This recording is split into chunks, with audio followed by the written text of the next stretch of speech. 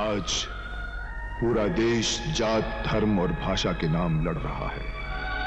चारों तरफ हाहाकार मचा हुआ है। इंसानियत अपना वजूद खो चुकी है। इंसान इंसान से डरने लगा है। भय और मौत का साम्राज्य बढ़ता ही जा रहा है।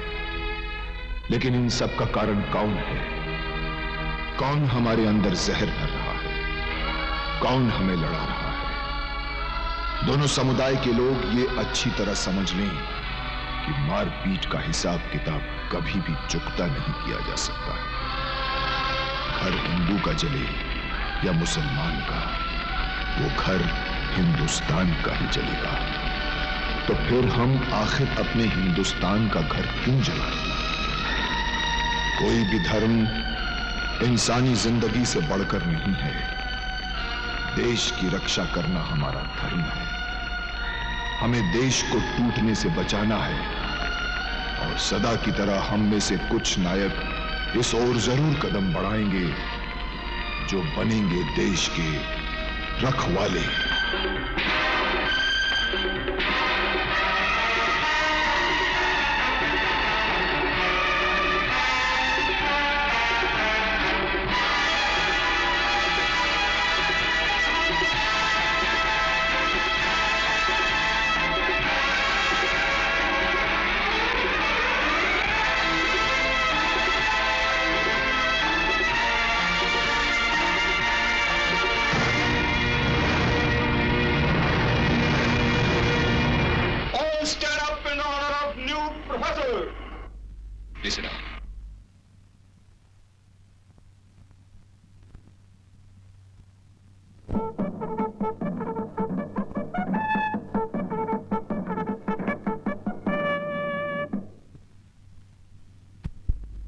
ये कौन कलाकार है जिसने हमारी तस्वीर बनाई है? आपने? इधर आइए, इधर आइए।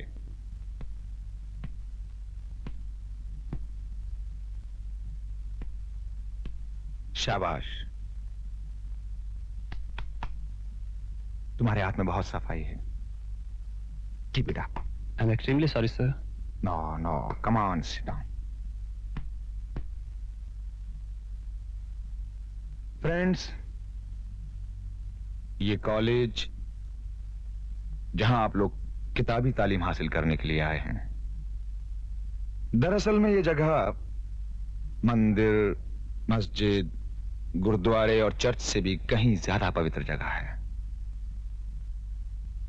यहां सही माने में इंसानी जिंदगी की बुनियाद मजबूत होती है। ये वो पड़ाव है जहां से जिंदगी का कारवां सुनहरी मंजिल की तरफ बढ़ता है। और फिर आप लोग जिंदगी के जिस दौर से गुजर रहे हैं उसमें चुहलबाजी, शरारतें, हंसी मजाक तो है ही, लेकिन इस मजाक के साथ एक हकीकत भी है।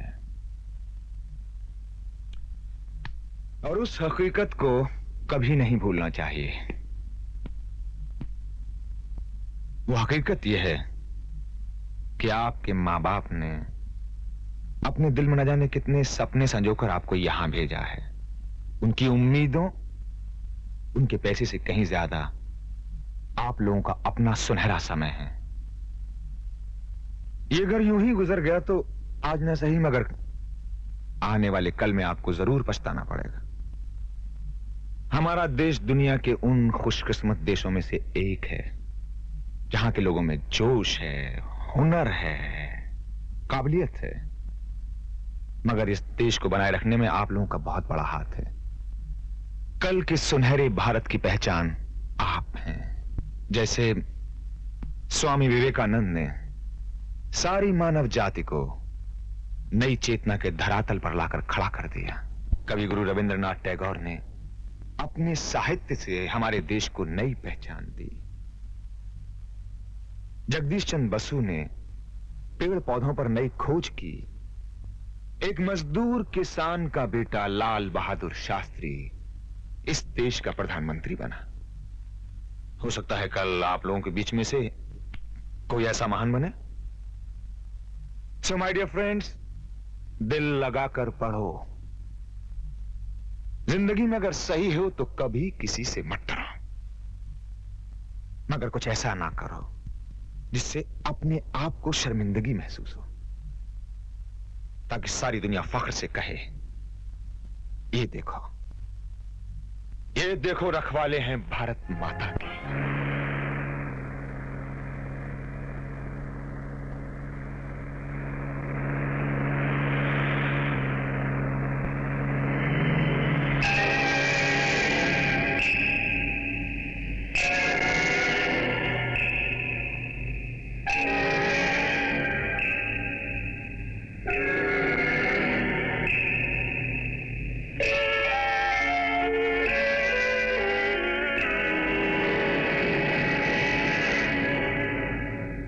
विदेश से आए हुए खतरनाक हथियार और खतरनाक गन्स को वहां जमा किया है, क्योंकि किसी को भी उस हवेली पर शक नहीं होगा।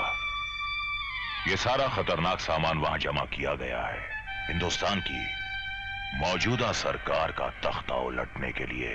समझ गया सर। इसलिए इसका इस्तेमाल हमें बहुत सोच समझ के करना होगा। इस देश को एक बार फिर से गुलाम बनाने के लिए सबसे पहले हमें इसकी करेंसी को तबाह करना होगा। इस काम के लिए हमें कई एजेंट्स मुकर्रर करने होंगे, कुछ पुलिस ऑफिसर्स, कुछ रिटायर्ड फौजी, कुछ वकील और जज। इस काम के लिए बहुत मुनासिब होंगे। जब भी तुम ढूंढने निकलोगे तो इस देश में तुम्हें कई मीर जाफर और कई राजा जयचंद मिलेंगे। वैसे भी इस देश में इतनी बेकारी, इतनी भुखमरी है कि किसी भी नौजवान को नोट देकर उसके हाथ में भरी हुई बंदूक थमा दो। धिक्कार है, धिक्कार है, धिक्कार है, धिक्कार है उन लोगों पर जिनके पास रहने को घर नहीं, खाने को अनाज नहीं, पहनने को कपड़ा नहीं। धिक्कार है उन लोगों पर जो स्वार्थी नेताओं के बहकावे में आकर धर्म और मजहब के नाम पर फसाद बर्पा करते हैं। सत्य और अहिंसा के इस देश में फसादियों और उग्रवादियों जैसे सांपों को हथेली में बिठाकर दूध पिलाते हैं। धिक्कार है उन लोगों पर जो भारत मां के टुकड़े टुकड़े करके कबीलों और प्रांतों में बांट देना चाहते हैं। धिक्कार है, धिक्कार है। क्या बकबक कर रहा है? आज 15 अगस्त है, सारा देश शहीदों की मजारों पर दिए जला रहा है और तुम अंधे अकल के गधे और घोड़े बेचकर सो रहे हो। जागो कमबख्तो, देश को आजाद हुए 46 साल हो चुके हैं। हम जा रहे हैं बाबूजी। वो तो मैं भी देख रहा हूँ, मगर किया क्या? मगर बाबूजी मैं तो हवलदार हूँ और क्या नहीं किया मैंने। रिश्वत ली, शरीफों को डंडे मारे, गुंडों को सलाम किया और हफ्ता ले लेकर इतने पैसे इकट्ठे कर लिए कि आपके मरने के बाद आपकी चिता को चंदन की लकड़ी से आग लगा सकते और हर साल देसी घी के पकवान बनाकर आपका श्राद्ध कर सकते हैं। बेईमान कपूतो, कुत्ता अगर टांग उठाता है तो ऊंची जगह गीली करता है और तुम हाथ उठाते हो तो रिश्वत जैसी निजी चीज उठाते हो। तू है लानत है तुम पर। बावजूद तो इसकी कहानी है, ये पुलिसिया है। मैं तो पेट्रोल पंप पे काम करता हूँ जी। मुझे पता है वहाँ पैसे की लालच में लोग किस तरह डीजल में घासलेट मिलाकर मैं अपना फर्ज निभाते हैं। लेकिन बाबूजी कोई एक ऐसी जगह है जहाँ पर बेईमानी ना होती हो? है ऐसी जगह है जहाँ बेईमानी नहीं होती। कौन सी? ईमानदारी। इसलिए आज के बाद बेईमानी की तो फाड़ डालूंगा। क्या? तमीज। और नंगा करके बाहर निकाल दूंगा। समझ गए? समझ गए? बाहर जाओ नंगो। नंगो हो जा। ये क्या करो? आप ही ने तो कहा था कि बाहर जाओ नंगो। मैंने कहा था बाहर जाओ नंगो, नंगे होके बाहर मत जाओ। हाँ इंटेलिजेंट है। सुनो जी। तुम्हारी बहन का नाम क्या है? शायद चांदनी है। वाह, ये तितली तो वाकई बहुत कलरफुल है। Excuse me. यस। आप मुझे जानती तो होंगी? जी नहीं। मेरा नाम रतन है। कॉलेज की हर लड़की मेरे ही सपने देखती है। रियली? हो सकता है, लेकिन मुझे बेहुदे सपने देखने की आदत नहीं है। जिन्हें हमारे सपने बेहुदा नजर आते हैं, हम उनके साथ बहुत बेहूदगी से पेश आते हैं। फैसला तुम्हारे हाथों है। सोचने के लिए 24 घंटे का वक्त देता हूँ। उम्मीद है काफी होगा। अरे रे, सुनिए तो, सिर्फ 2 सवालों के लिए ये 24 घंटे का सस्पेंस किस लिए? लगे हाथों जवाब भी लेते जाइए। मिस्टर रतन, पहला जवाब ये कि मैं कॉलेज में पढ़ने आती हूँ, इश्क लड़ाने नहीं। और दूसरा? और दूसरा, एनी अदर क्वेश्चन? ये थप्पड़ तुम्हें बहुत महंगा पड़ेगा। सस्ती चीजों का शौक मुझे भी नहीं है। तुम्हारे पर तो अब काटने ही पड़ेंगे। Good, very good. तुम दोनों ने बहुत अच्छा काम किया है। अभी अभी एक नौजवान ये बैग छोड़ गया है आप तक पहुंचाने के लिए। कौन था वो? सर वो तो चला गया और कह गया है कि मेरा पता ठिकाना इसके अंदर है। खोलो इसे।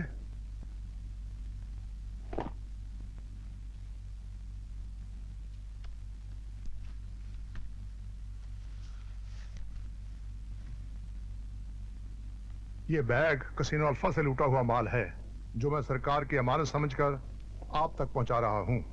साथ ही वादा भी करता हूं बहुत जल्द इन जहर बेचने वाले व्यापारियों को इसी तरह बोरी में बंद करके आपके दरवाजे तक छोड़ जाऊंगा। मैं कौन हूं ये जानने की इच्छा तो आपको जरूर होगी, मगर मेरी मजबूरी है सर कि मैं अभी आपका सामना नहीं कर सकता। फिलहाल मेरी पहचान के लिए इतना काफी है कि मैं एक सच्चे देशभक्त का बेटा हूं। ये वही लड़का है जो बैग दे गया?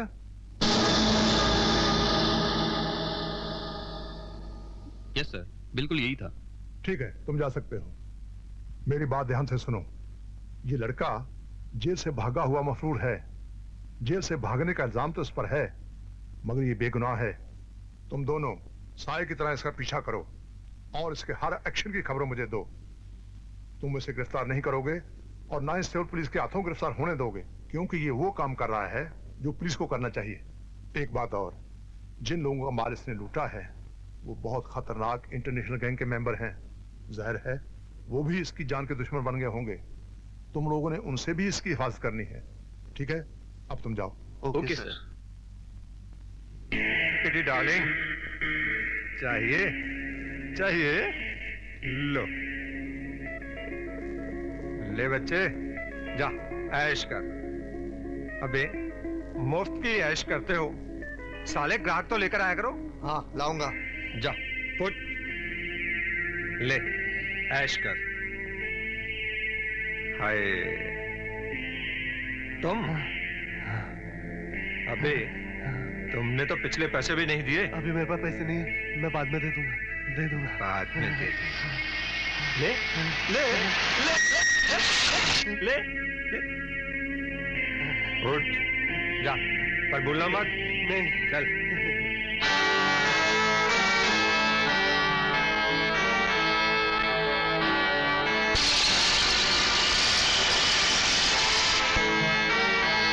हाय हेलो, सप्लाई का काम कैसा चल रहा है?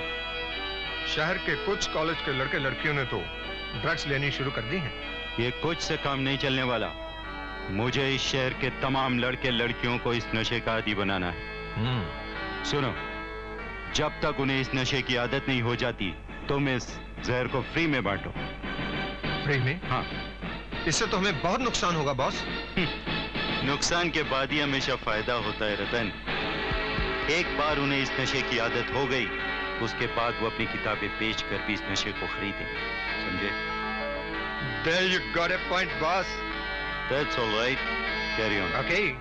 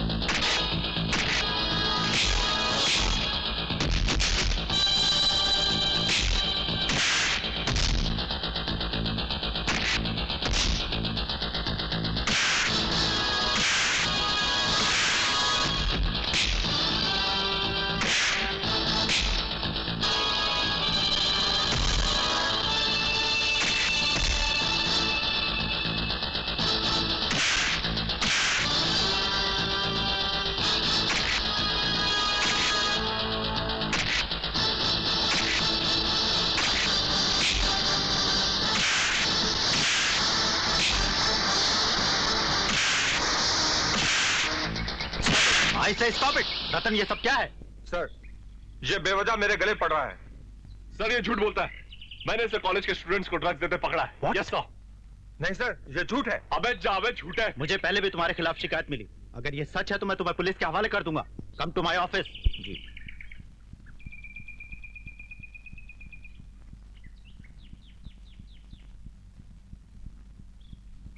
आशा, हाँ तू उस लड़के को जानती हो? हाँ, जय नाम है। क्यों? बड़ा बहादुर है। ऐसा लगता है हर गुनाह, हर बुराइयों को अपने इंसाफ के ज्वालामुखी में झोंक देना चाहता हो, मिटा देना चाहता हो हर दहशत, हर सन्नाटे को। अरे ये क्या कर रही है? देख रही हूँ दूर जगह पे है या गया के साथ। चल हट। मैं पूछती हूँ तो क्यों लोगों से लड़ता झगड़ता रहता है? माँ, मैं लोगों से नहीं, जुल्म, तशद्दुद और अन्याय से लड़ता हूँ। और ये मेरी आदत नहीं, मेरा जन्म सिद्ध अधिकार है।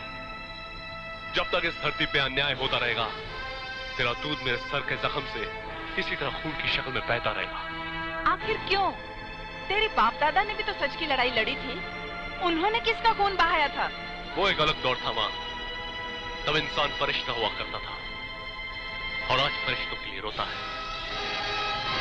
आज के इस युग के रहबर और रहनुमा लक्ष्मी नारायण जैसे शैतान लोग हैं जो कॉलेज के भोले भाले लड़कों की रगों में नशीली दवाएं भर देना चाहते हैं, खोखली कर देना चाहते हैं भविष्य की टहनियों को, हवाइज कर देना चाहते हैं आने वाली नस्लों को। मैं तेरे जज्बात को समझती हूँ बेटा, लेकिन मेरे इस छोटे से जख्म को देख के तेरी ममता कहाँ उठी? माँ, गांधी जी के सीने में गोलियां भर दी गई थी, ईसा को सूली पे चढ़ा दिया गया था, और मेरा बाप जो ईसा और गांधी का पुजारी था, उसके माथे पे कलंक का बोर टीका लगा दिया गया, जिसका आज तक नहीं मिटा सका, आज तक नहीं मिटा सका। चांदनी, क्या बात है डैडी? मैंने तुम्हें इसलिए बुलाया है कि तुम अब जवान हो चुकी हो, इसलिए तुम्हारी शादी। ओ डैडी, शादी शादी शादी, आखिर आप मेरे शादी के पीछे हाथ धोकर क्यों पड़े हैं? वो इसलिए कि हमारे बुजुर्गों का कहना है कि हर जवान लड़की की मंजिल उसकी शादी होती है, उसका अपना घर होता है। इसीलिए मैं तुम्हारी शादी के पीछे हाथ धो के पड़ा रहता हूँ, और जब तुम्हारी शादी हो जाएगी तो नहाने का प्रोग्राम बनाना। लेकिन मैं अभी शादी करना नहीं चाहती। तो फिर हमारी मान मर्यादा का क्या होगा? मर्यादा वक्त के साथ खुद ब खुद टूट जाती है। जमाना बदल चुका है। अब वो जमाना नहीं रहा जब लड़कियों को चूल्हा जलाने और बच्चा पैदा करने तक सीमित माना जाता था। मुझे शादी से इनकार नहीं, लेकिन हर चीज का एक वक्त होता है डैडी। बड़े बेवकूफ होते हैं वो माँ बाप जो बेटी के ढलकते पल्लू पे नजर नहीं डालते, उसकी शादी की परवाह नहीं करते, मगर मुझे परवाह है। इसीलिए मैंने तुम्हारी शादी का फैसला किया, और मैं तुम्हारी शादी का तंबू तनवा के रहूंगा। समझ गई? समझ गई। क्या समझी? यही कि इतने देर से पत्थर से सर टकरा टकरा कर मैं अपना बेवजह वक्त खराब कर रही हूँ। जीता आज तक कोई नहीं जीता।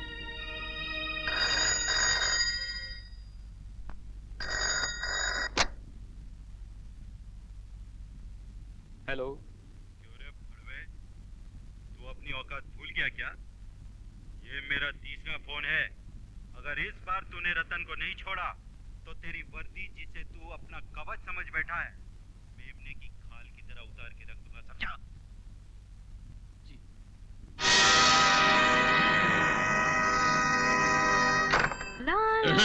कहाँ जा रही हो? सहेली के घर। कहीं जाने की जरूरत नहीं है। मैंने आज तुम्हें देखने के लिए बहुत सारे लड़कों को यहीं बुलवाया है। लड़के? हाँ। मगर डैडी, मैं अपना पसंद का लड़का देख चुकी हूँ। देख चुकी हो? हाँ, आप देखेंगे तो आप भी खुश हो जाएंगे। अगर खुश नहीं हुआ तो उनकी खाल खिंचवा के उसमें भूसा भरवा के अपने ड्राइंग रूम में जानवरों की तरह टंगवा दूंगा। कब आ रहा है? कल। कितने बजे? हाँ? हम पूछते हैं कितने बजे? 5 बजे। सुनिए। जी? देखिए, मैं जानती हूँ आप मुझे नहीं जानते, लेकिन मैं आपको जानती हूँ। हाँ तो? कुछ नहीं, बस थोड़ी सी मदद चाहती हूँ। आप चाहें तो मेरी जिंदगी बर्बाद होने से बच सकती है। क्या मतलब? मेरे पिताजी मेरी शादी कराना चाहते हैं, लेकिन मैं अभी शादी करना नहीं चाहती। इसलिए मैंने जान छुड़ाने के लिए पिताजी से झूठ बोल दिया कि मैं कॉलेज के एक लड़के से प्यार करती हूँ। लेकिन हकीकत यह है कि मैं किसी से प्यार करती ही नहीं। तो इसमें मैं क्या कर सकता हूँ? कुछ नहीं, बस मेरे प्रेमी होने का नाटक करना पड़ेगा। सॉरी। प्लीज इतना कठोर मत बनिए, मेरी जिंदगी बर्बाद हो जाएगी।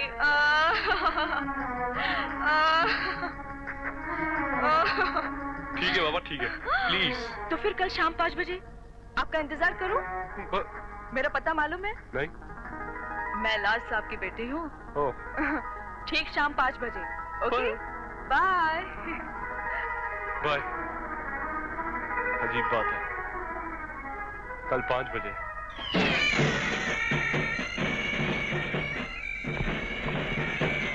हम पागल हैं? नहीं बाबूजी। बावले हैं? नहीं बाबूजी। फिर आधा घंटे से अपने ही ड्राइंग रूम में हम क्यों कोलू के बैल की तरह टहल रहे हैं? आप टहल नहीं रहे हैं बाबूजी। आप तो इंतजार कर रहे हैं अपने होने वाले दामाद का, पागलों की तरह। बाबूजी कल तो आपकी घड़ी ने 5 बजे ही 5 बजा दिए थे, आज तो बड़ी सुस्त चल रही है। ऐसा पड़े 3 बजे, वो भी आधा घंटा बाकी है। काश, हमने ये घड़ी कोई चोर बाजार से नहीं खरीदी है। तो ये हमारे जर्मनी के दोस्त मिस्टर बटलर ने हमें तोहफे में दी। मिस्टर बटलर को मामूली आदमी नहीं है, हमारा पतलूनिया यार है। पतलूनिया यार? हाँ, जिस तरह हिंदुस्तान में लंगोटिया यार होता है उस तरह जर्मनी में पतलूनिया यार होता है। जर्मनी में लंगोटिया यार नहीं होता? नहीं, लंगोट सिर्फ हिंदुस्तान में बनती है, जर्मनी में नहीं बनती। ये तुझमें से काय की आवाज आ रही है? मुझमें से नहीं बाबूजी, घंटे की आवाज है, लगता वो आ गया। आ गया? वापिस नहीं जाएगा, जाओ दरवाजा खोलो। दरवाजा उतर तुम लोग ये पट्टो, मैंने तुमको दरवाजा खोलने के लिए कहा, तुम यहाँ के कबड्डी खेलने लगे। उसको अगर पता चला कि उसके साले आधे पागल हैं, तो वो तो वहीं से भाग जाएगा। जाओ पीछे, ठहरो, मैं चिपक जाऊं। हाँ, जाओ। कब से बेल बजा रहा हूँ, सुनाई नहीं देता? आंखें क्या दिखा रहा है? जाके लाट साहब से कहो हम उनसे मिलने आए हैं। तुम्हारी आंखें खराब हैं? मैं ही लाट साहब हूँ। अरे मुझे माफ कर दीजिए लाट साहब, मुझे माफ बिल्कुल कर नहीं। दीजिए, जो इंसान वक्त की कदर नहीं करता, वो हमारी बेटी की कदर क्या खाक करेगा? सही कह रहे हैं आप सर, मैं कोर्ट मार्शल का हकदार हूँ। मगर मेरी लेट आने का कारण नहीं पूछेंगे आप? अवश्य पूछेंगे, क्यों लेट आए तुम? सर मैं किसी उचक्के लफंगे पाजी से मिलने तो नहीं आ रहा था। मैं तो आप जैसी महान हस्ती से मिलने आ रहा था, इसलिए 2 मिनट तो मुझे हिम्मत जुटाने में ही लग गए।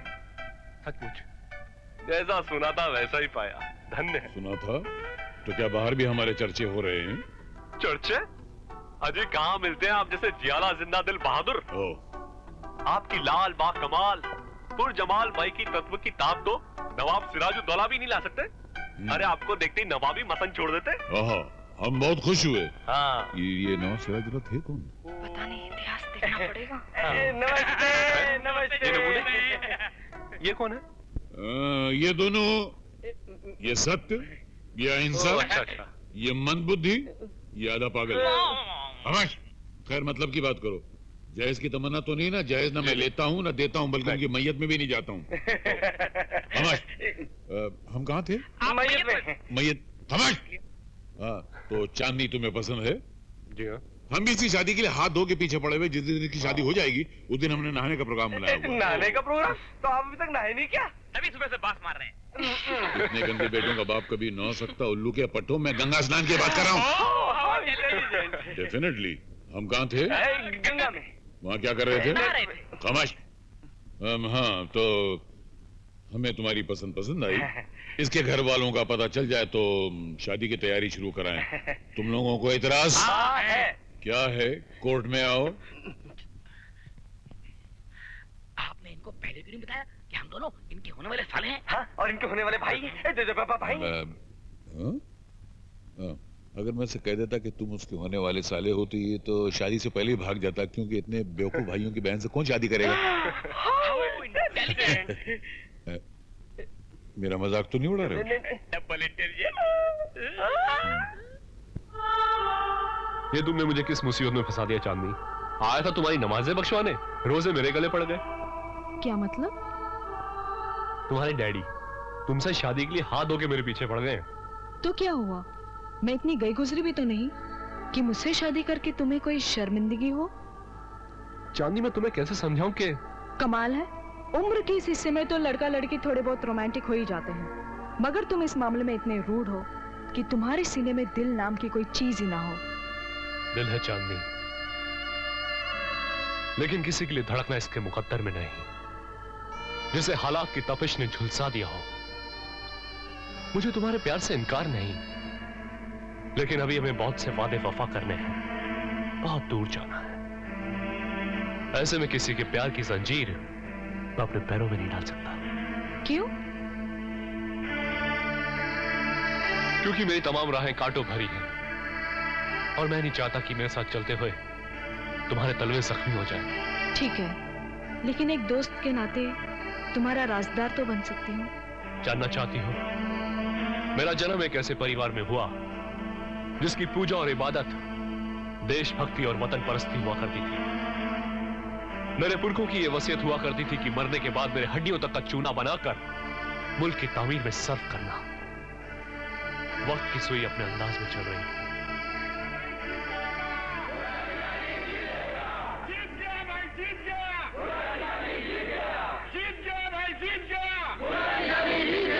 सत्यनारायण शर्मा, सत्यनारायण शर्मा, सत्यनारायण शर्मा, सत्यनारायण शर्मा, सत्यनारायण शर्मा, सत्यनारायण शर्मा, सत्यनारायण शर्मा।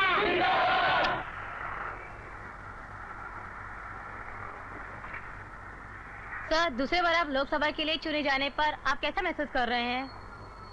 बिल्कुल वैसे जैसे फिरंगियों के चले जाने के बाद भारतवासियों ने महसूस किया था। सर, इस बार इलेक्शन आपने 3 लाख वोटों से जीतकर ओपोजिशन की जमानत जब्त करवा दी। इसका श्रेय आप किसे देंगे? निसंदेह जनता को। तो इस बार आप जनता के लिए क्या करने वाले हैं? जो करते हैं वो जताया नहीं करते। हमारी सरकार जो कुछ भी करेगी आप खुद देखेंगे। Sir, one more question please. फिर कभी आओ बेटे। दीनदयाल जी, मैंने आपसे पहले ही कहा था कि मुझे इलेक्शन में खड़ा मत करो, जमानत जब्त हो जाएगी, लेकिन आप माने ही नहीं। अरे भाई, नाम बदल देने से कोई चेहरा थोड़ा ही बदल जाता है? लक्ष्मी नारायण, तुम्हारी गुंडागिरी और दादागिरी को देखते हुए ही मैंने तुम्हें लक्ष्मी नारायण से जेके बनाकर तुम्हें टिकट दिलवाया। सोचा लोग तुम्हारी दादागिरी और गुंडागिरी से डर कर तुम्हें वोट देंगे, लेकिन अरे भाई, डरा धमका कर ही वोट लेने थे तो आप खुद ही खड़े हो जाते। अब कहाँ मैं चरस गांजा बेचने वाला और कहाँ आप सोने चांदी के स्मगलर। हमसे ज्यादा तो लोग आपसे डरते हैं। डरते हैं, डरते हैं। लेकिन मैं इस कमीने सत्यनारायण से डरता हूं। ये आदमी बिल्कुल सच्चा है और सच्चे आदमी हीरे की तरह होते हैं। गले में पड़ जाए तो हाथ, गले से नीचे उतर जाए तो तलवार। मैं कुछ समझा नहीं। ये सत्यनारायण मेरा जानी दुश्मन है। अरे क्या दीनदयाल जी, आपकी ये पॉलिटिक्स कुछ मेरी समझ में नहीं आती। आप कहते हो सत्यनारायण आपका जानी दुश्मन है और दूसरी तरफ आपकी धर्मपत्नी अक्सर उनकी धर्मपत्नी से मिलती है। क्या? हाँ। पूरे महीने बर्बाद आई हो। क्या करूं सावित्री, वक्त ही नहीं मिलता। वक्त नहीं मिलता या भाई साहब नहीं छोड़ते? वो क्या मुझे पकड़ के रखेंगे? अरे उन्हें तो पॉलिटिक्स से ही फुर्सत नहीं मिलती। ये निगोड़ी पॉलिटिक्स नहीं हुई, मेरी सौतन हो गई। सावित्री। नमस्ते भाई साहब। सावित्री जरा अंदर आओ। जी। शोभा, तुम बैठो, मैं अभी आती हूँ। नहीं सावित्री, अब मैं चलूंगी, काफी वक्त हो गया है। बैठो ना, इतने दिन के बाद तो आई हो। फिर कभी, अब मैं चलूंगी। अच्छा, लेकिन आना जरूर। जरूर। अच्छा, चलती हूँ। ठीक है।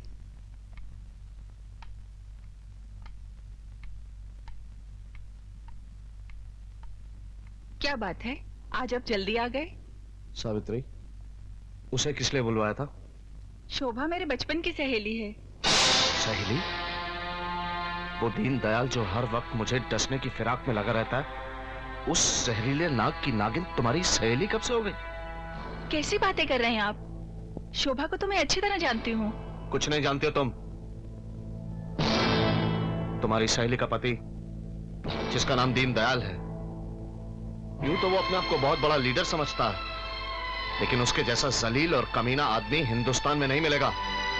इस शहर में ऐसा कोई भी काला धंधा नहीं है जिसमें वो बराबर का हिस्सेदार नहीं। तुम क्या समझती हो? उसकी बीवी यहां तुम्हारी मोहब्बत में आती है? नहीं, वो अपने पति के लिए जासूसी करने आती है। ये क्या हो गया आपको? सावित्री, तुम मेरी पत्नी हो और मेरी तरह आजाद रहने का तुम्हें भी पूरा हक है, लेकिन ऐसा कभी ना होने पाए जिससे मेरी मान, मर्यादा या चरित्र पर समाना उंगली उठाए। मैं सब कुछ बर्दाश्त कर सकता हूं, लेकिन बदनामी नहीं।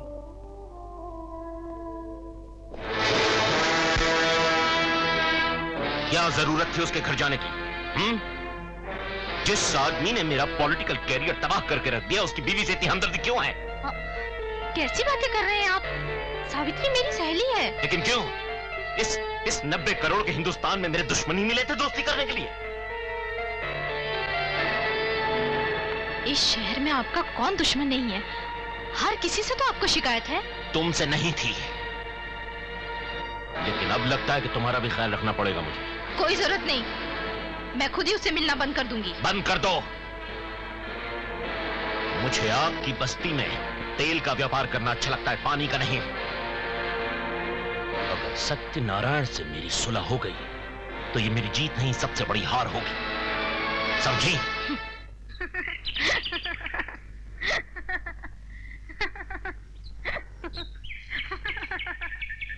किमी, मैं तुम्हें पकड़ कर ही रहूंगा। किमी,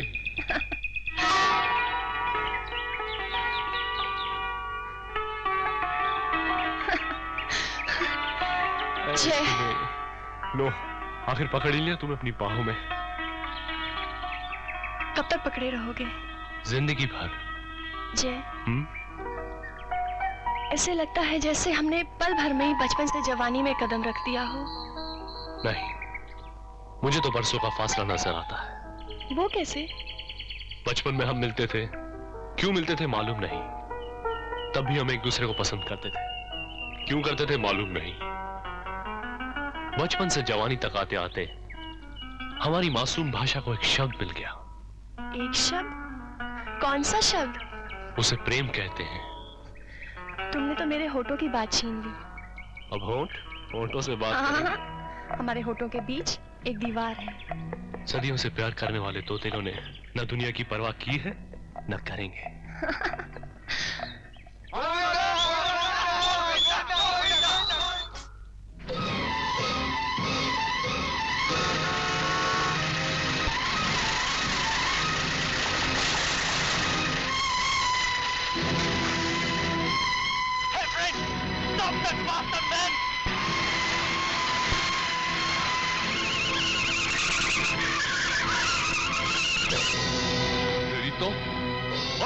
बाहर निकल साले।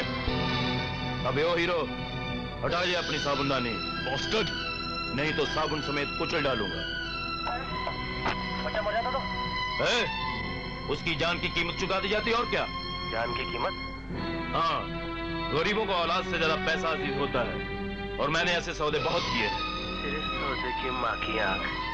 ए सुन, ये सड़क है, कोई स्टूडियो नहीं जहाँ तेरी हीरोगिरी चलेगी। जा जा अपना काम कर। मैं अभी कोई महलों से निकल के हीरो नहीं बना, पहले सड़क छापी था। मेरा गांव का नाम सुना है?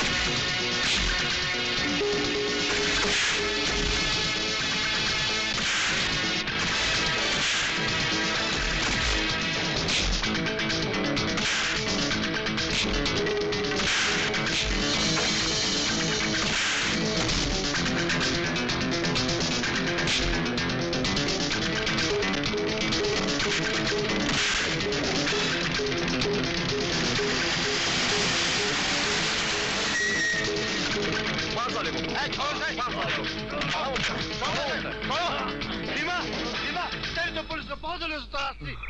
अरे गोविंदा, गोविंदा, आप फिल्म स्टार गोविंदा है ना? अबे भागता कहाँ है मोटे साले के? मैं आपसे मिलता हूँ, देखने के बाद आपसे मिलता हूँ। अरे तू कहाँ भाग रहा है? चल मेरे साथ। अरे चल, चल हट।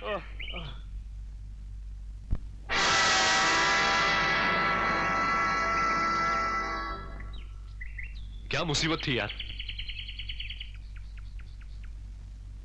गजब हो गया दीनदयाल जी, हमारा सोने से लदा हुआ ट्रक पुलिस ने चेक नाके से पहले ही पकड़ लिया। इस इंस्पेक्टर की हिम्मत कैसे हुई मेरे सामान पर हाथ डालने की? हैं? अरे इसे अपनी वर्दी प्यारी है कि नहीं? ये काम किसी पुलिस वाले का नहीं, ये काम एमएलए के बेटे जय और आपकी बेटी किमी का है। इस किमी की बच्ची को तो मैं बाद में बात करता हूँ। किमी, क्या बात है डैडी? मैं पूछता हूँ कि चाहती क्या है? चाहती क्या है तू? मैं भीख मांगू? फुटपाथ पर आ जाऊँ, खुदकुशी कर लूँ? मैं क्या क्या करूँ मैं? क्या हुआ आपको? क्यों नाराज हो रहे हो? 25 साल हो गए हैं शादी को। न तुमने कभी बीवी की तरह साथ दिया और मैं इसने कभी बेटी की तरह सम्मान। तुम दोनों हमेशा अपने मन की करती आई। लेकिन हुआ क्या? इससे पूछो, पूछो इससे, कहाँ थी और किसके साथ? मैं समझ गई, आपको मुझ पर गुस्सा इसलिए आ रहा है कि मैं जय के साथ थी। मगर डैडी, मैं जैसे प्यार करती हूँ। क्या करें आप? शर्म नहीं आती आपको जवान बेटी पर हाथ उठाते हुए? अरे शर्म तो तुम्हें आनी चाहिए। ये संस्कार इसे तुम्हारी गोद से मिले, ये तालीम तुम्हारी दी हुई है, जिसकी वजह से आज इसके जवाब मेरे मुंह पे तमाचे की तरह पड़ रहे हैं। आप ऐसा सवाल करते ही क्यों हैं? जिसके जवाब सर उठाकर दिए ही ना जा सके। आपको जो बात पसंद नहीं उसे समझा भी तो सकते हैं। अरे क्या समझाऊं, क्या समझाऊं? इसकी वजह से आज मेरा लाखों का नुकसान हो गया। कैसा नुकसान? कुछ नहीं, तुम ले जाओ इसे ले जाओ यहां से।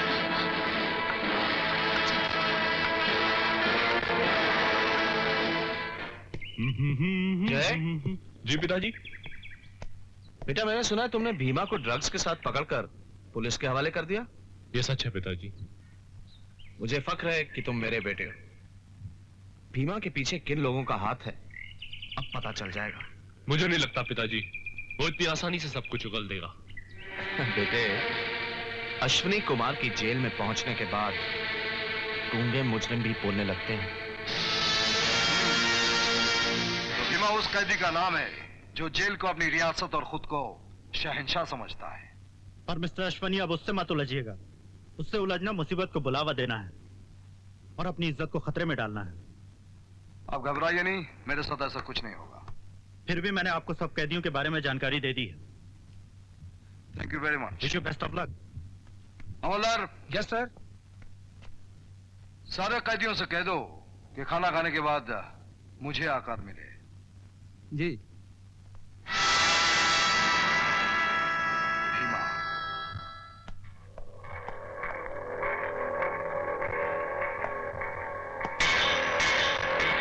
अरे दीनदयाल जी, इतनी मत पियो, वरना ये राजधानी की दारू एक दिन आपको बर्बाद कर देगी। देखे मैं बहुत परेशान हूं, बहुत परेशान। तुम जानते हो तुम्हारे अलावा मैं किसी से अपनी परेशानी कह नहीं सकता। क्या बात है? मेरी एक फाइल सत्यनारायण के हाथ लग गई है। तुम जानते हो उससे मेरी जाती दुश्मनी है। अगर कहीं उसने ये फाइल पुलिस को सौंप दी तो मैं बर्बाद हो जाऊंगा। फांसी लग सकती है मुझे, फांसी। इतनी सी बात है? तुमने तो कह दिया, बस इतनी सी बात। तुम नहीं जानते, सांप के मुंह से मेढकी निकालना आसान है, लेकिन सत्यनारायण के कब्जे से फाइल निकालना बहुत मुश्किल है। केके के लिए कुछ भी मुश्किल नहीं है, तुम्हें फाइल मिल जाएगी। केके, अगर तुम मेरा ये काम कर दो तो जो मांगोगे वो दूंगा। ठीक है, तो तुम्हारा काम हो गया समझ लो, लेकिन बदले में तुम्हें अपनी बेटी किमी का हाथ मेरे हाथ में देना होगा।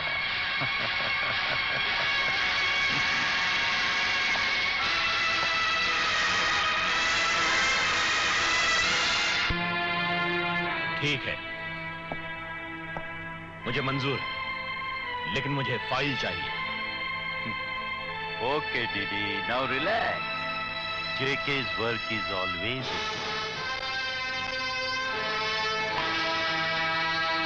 Good night.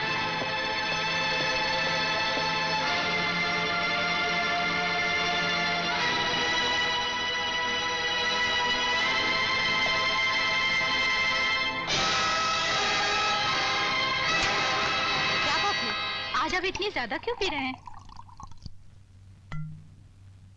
क्या करोगी जानकर? तुम मेरी परेशानी को मिटा तो सकती नहीं हो, लेकिन जान तो सकती हूँ। शोभा, मैंने राजनीति विष्णुगुप्त चाणक्य से सीखी है। उनका कहना है कि जिस राज के खुल जाने से आदमी मुश्किल में पड़ जाए, वो कभी औरत को नहीं बताना चाहिए।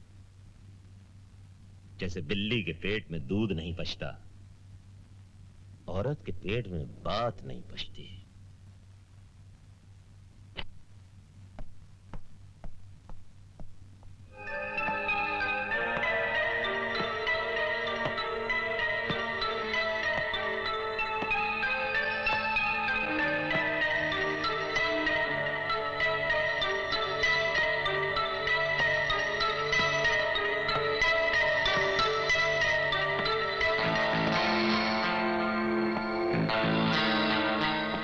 में से भीमा कौन है?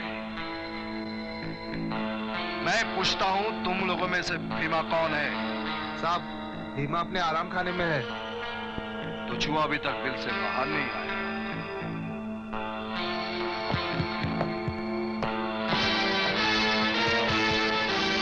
और ये जेलर साहब, मैंने सारे कैदियों को बुलाया था, तुम क्यों नहीं आए? मुझे पता था, लेकिन मैं नहीं आया। क्यों? एक तो मैं अपने आप को कैदी नहीं समझता, दूसरे वो मेरे आराम का वक्त था।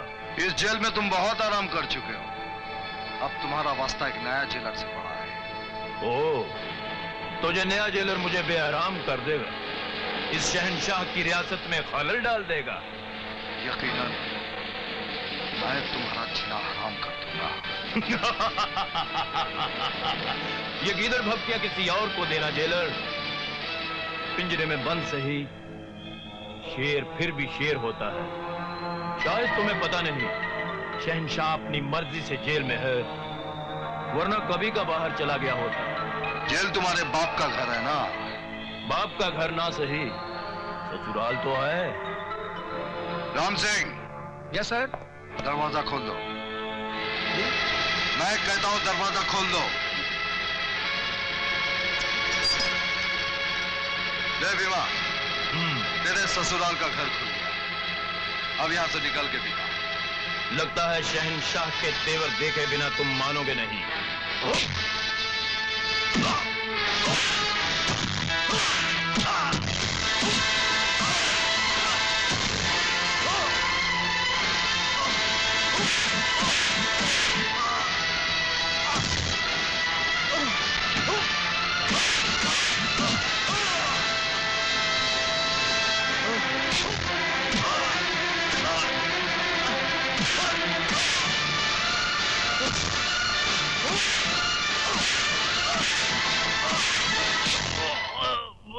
बस तुम्हें इस नए जेलर का तेवर पसंद आया होगा। आइंदा इस वर्दी की शान में गुस्ताखी करने की कोशिश मत करना। नहीं। और एक अच्छा इंसान बनने की कोशिश करना। जी। ये जेल एक सुधारगाह है, यहाँ तुम जैसे समाज के बाहर के आदमी को सुधार के फिर से समाज में जीने के काबिल बनाया जाता है, और इस बात को भूलना नहीं।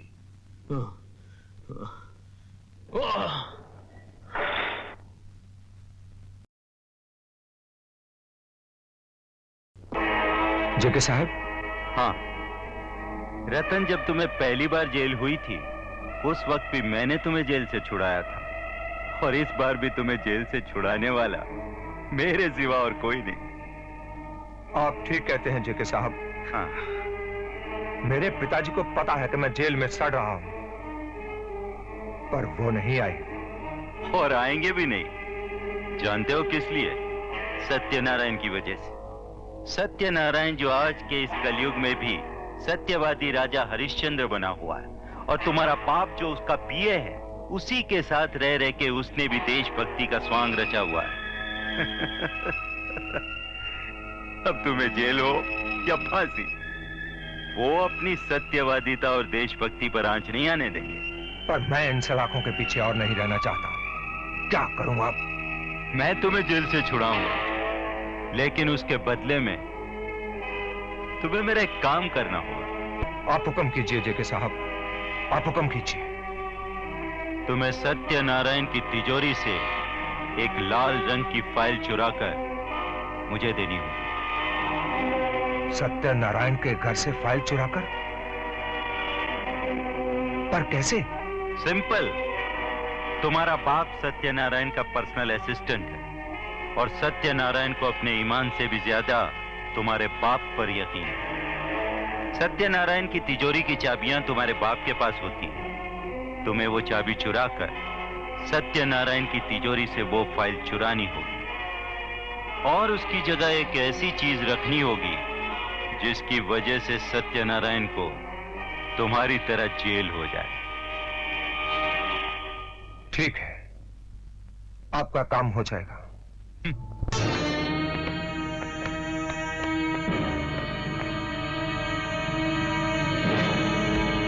इंस्पेक्टर साहब, कैसे आना हुआ?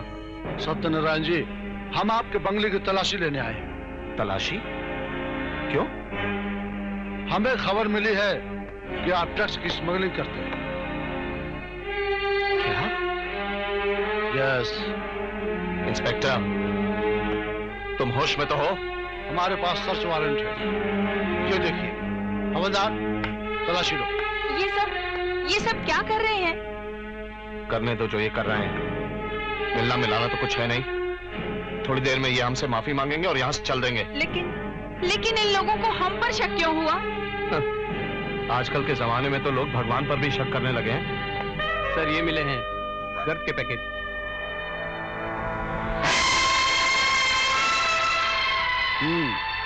तो मेरा शक सही निकला। ऐसा नहीं हो सकता। ये जरूर किसी की मेरे खिलाफ साजिश है। नाटक छोड़िए नेताजी, फिर आप भी तो एक इंसान हैं। और फिर ये साजिश है या सच्चाई, इसका फैसला अदालत करेगी। इंस्पेक्टर, आपने उन लोगों के विश्वास से गला घोंट दिया जिन्होंने आपको वोट देकर कुर्सी पर बिठाया। आज आपने साबित कर दिया कि एक नेता कुर्सी के सिवा किसी का नहीं होता। चलिए मेरे साथ।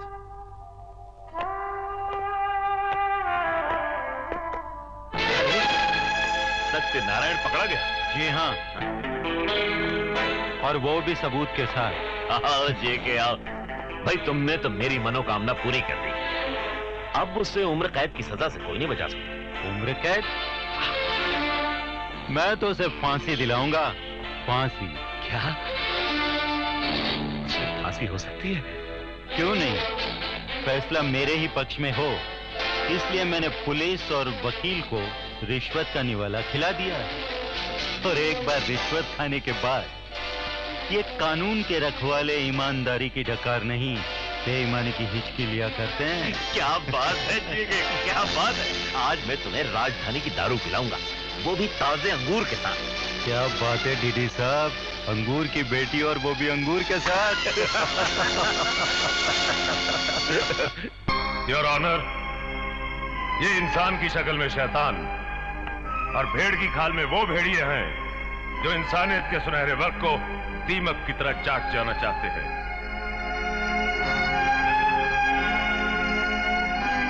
राजनीति इनका धंधा है और रुपया इनका ईमान। कहने को तो ये समाज सेवक हैं, देश के महान नेता हैं। वैसे इनका नाम तो है सत्यनारायण, जबकि ये सत्य को शराब में घोल के पी चुके हैं और नारायण को नशीली सिगरेटों के धुएं में फूंकते हैं। योर ऑनर, इनका जुर्म साबित हो चुका है, इसलिए मेरी अदालत से दरख्वास्त है कि इन्हें सख्त से सख्त सजा दी जाए ताकि देखने और सुनने वालों को इबरत हासिल हो। योर ऑनर, आज दुनिया के आधे से ज्यादा मुल्कों का कानून ऐसे मुजरिमों को सजाए मौत देता है। वो इसलिए कि कानून के पास इससे बड़ी कोई सजा है ही नहीं।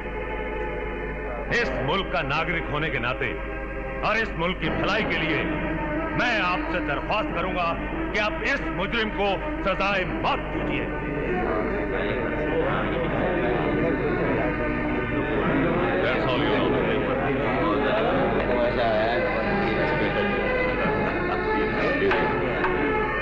Order order.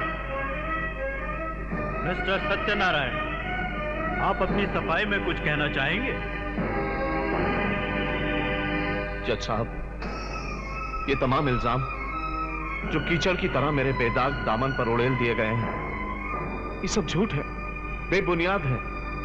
मिस्टर सत्यनारायण, क्या आप कोई गवाह या सबूत पेश कर सकते हैं? नहीं जज साहब, मेरे पास ना तो कोई ठोस सबूत है और ना ही कोई सच्चा गवाह। लेकिन मुझे फक्र है कि मेरी जिंदगी ने आज तक मुझे कोई ऐसा काम करने पर मजबूर नहीं किया जिससे मुझे शर्मिंदा होना पड़े। सजा आज मेरा मुकद्दर बन गई है जज साहब। जज साहब, मेरा भगवान जानता है कि मैं कभी अपने फर्ज को नहीं भूला, अपने ईमान से कभी नहीं डिगा, अपनी वतन परस्ती से कभी विमुख नहीं हुआ। मैं दोष कानून को भी नहीं दूंगा, क्योंकि कानून हमारे ही मुल्क का है। मैं दोष इंसाफ को भी नहीं दूंगा, क्योंकि इंसाफ हमारे मुल्क के ही कानून का है। लेकिन मैं अपने जुर्म का इकबाल भी नहीं करूंगा, क्योंकि मैंने जुर्म किया ही नहीं। और मैं आपकी सजा से भागूंगा भी नहीं, क्योंकि मैंने जुर्म किया तो नहीं, लेकिन जुर्म मुझ पर साबित हो चुका है। सुनाइए जज साहब, अपना फैसला सुनाइए, उठाइए मीजान और तौलिए मेरे जुर्म को और अपने इंसाफ को। सुनाइए जज साहब।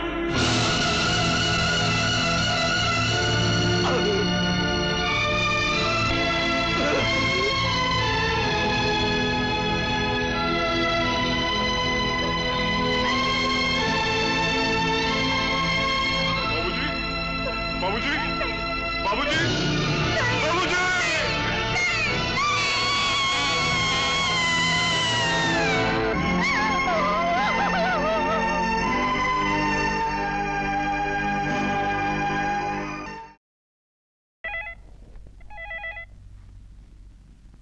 हेलो हेलो, मुबारक हो दीनदयाल जी, आपका काम हो गया। क्या कह रहे हो? क्या सत्यनारायण को सचमुच सजा हो गई? सजा नहीं, महासजा। कोर्ट का फैसला सुनने से पहले ही सत्यनारायण जी का हार्ट फेल हो गया। मतलब कि अब अगला चुनाव जीतने से मुझे कोई नहीं रोक सकता। भाई जेके, मैं जिंदगी भर तुम्हारा एहसानमंद रहूंगा। हाँ तो दीनदयाल जी, अब मैं शादी पक्की समझूं? कौन सी शादी? किसकी शादी? मेरी शादी तुम्हारी बेटी किम के साथ। जेके, तुम्हारा दिमाग तो खराब नहीं हो गया? दीनदयाल जी, आपने मुझसे वादा किया था। वादा करना तो नेताओं की आदत होती है और उसे तोड़ना उनकी फितरत। आप मुझसे धोखा कर रहे हैं? ये धोखा नहीं है जेके, ये तो पॉलिटिकल पैंतरा। और सुनो, तुम अब अपनी औकात में रहो। मैं एक गंदा नेता हो सकता हूं, लेकिन गंदा बाप नहीं हूं जो अपनी बेटी को तुम्हारे जैसे घटिया आदमी के हवाले कर दूं। आप अगर मुझे घटिया समझते हैं तो मैं और घटियापन पे उतर सकता हूं। एक गीदड़ कितना ही कमीना और मक्कार क्यों ना हो, वो शेर की मात पर भक्ति कभी नहीं देता। अगर मैं सत्यनारायण को तुम्हारे हाथों मरवा सकता हूं, तो तुम्हें खामोश करने के लिए किसी और के हाथ में रिवॉल्वर दे सकता हूं, समझे? धोखा मैंने नहीं, आपने मेरे साथ किया है। और आपका आने वाला कल कितना बदसूरत होगा, ये आप तसव्वुर में भी लाएंगे तो आपका कलेजा कांप उठेगा। God bless you.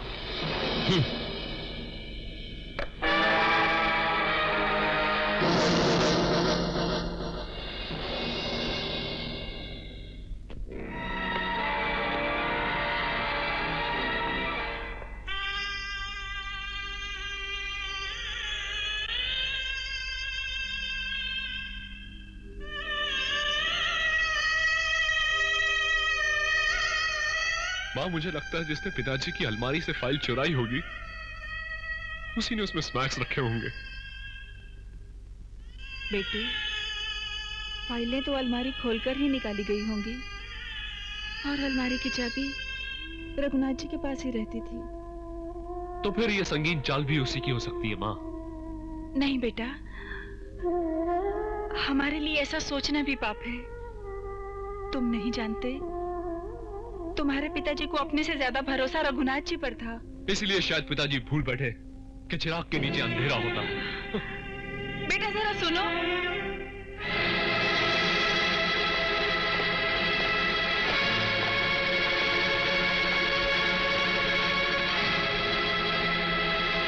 तुम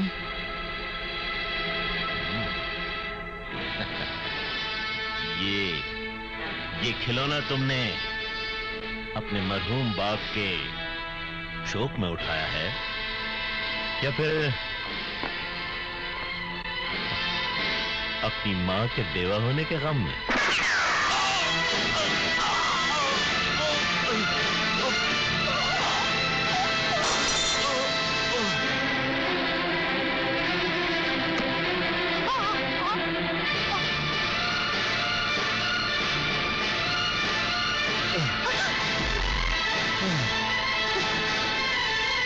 गिर जाओगे जय, मैं सोच भी नहीं सकती थी। जय?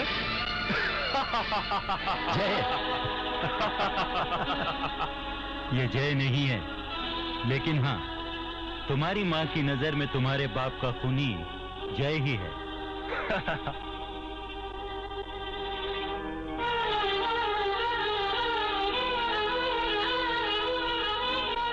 भगवान के लिए छोड़ दो मुझे, जाने दो। मैं तुम्हारे आगे हाथ जोड़ती हूँ, मुझ पर तरस खाओ। तरस? बेवकूफ लड़की, मेरा दिल गोश्त का लोथड़ा नहीं, पत्थर का टुकड़ा है। और मेरी जिंदगी की डिक्शनरी में तरस और रहम नाम का शब्द है ही नहीं। जानती है, तेरे बाप को फांसी के फंदे से बचाने के लिए मैंने सत्यनारायण का खून करवाया, क्योंकि तेरे बाप ने तुझसे मेरी शादी का वादा किया था। लेकिन तेरा बाप बहुत चालाक आदमी था, अपना काम निकलते ही वो अपने वादे से मुकर गया। इसीलिए मैंने उसका मर्डर करवाया, मर्डर। और अब तू भी ध्यान से सुन ले, मैंने तुझे इसलिए उठवाया है कि अब मुझसे शादी करके तू अपने बाप का वादा पूरा करेगी, समझे? कभी नहीं। जेके को ना सुनने की आदत नहीं है लड़की। अगर तू सीधी तरह नहीं मानी तो तेरी इज्जत लूटकर तुझे कोठे पर बिठा दूंगा।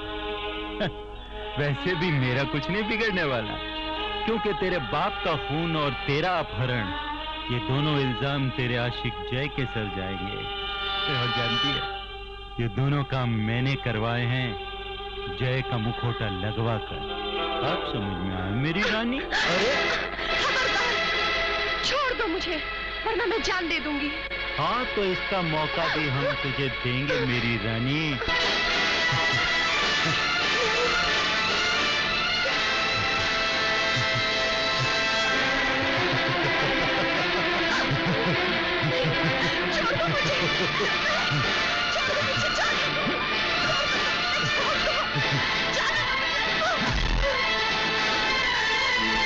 मैं कहती हूँ आगे मत आना, आगे मत आना, वरना मैं अपने आप को चाकू मार लूंगी, मैं अपनी जान दे दूंगी। मैं कहती हूँ रुक जाओ,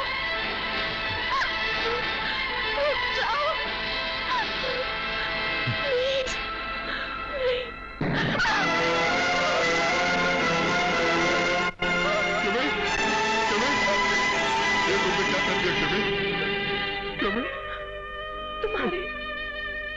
तुम्हारी जिस सूरत पे हम मर बैठे थे, उसने हमें मार डाला। ये तुम क्या कह रही हो किमी? हेलो किमी? तुम्हारी शक्ल के इंसान ने हमें ठगा है। कौन है वो हरामजादा? मुझे उसका नाम बताओ किमी। बोलो किमी, बताओ, बताओ कौन है वो किमी? किमी? किमी? किमी?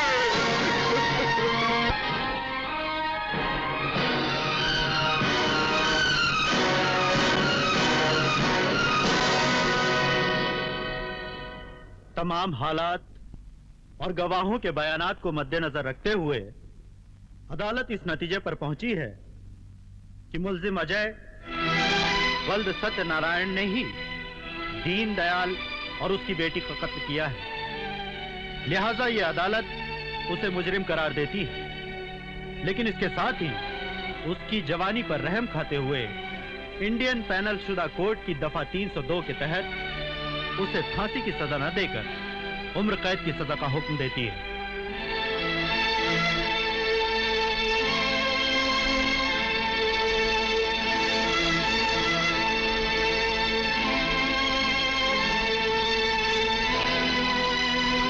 नहीं मां, इन आंसुओं को संभाल कर रखो। ये मोती इस तरह लुटाने के लिए नहीं है। अगर सच्चाई का वजूद इस दुनिया में है तो मैं अपने पिता की मौत का बदला जरूर लूंगा।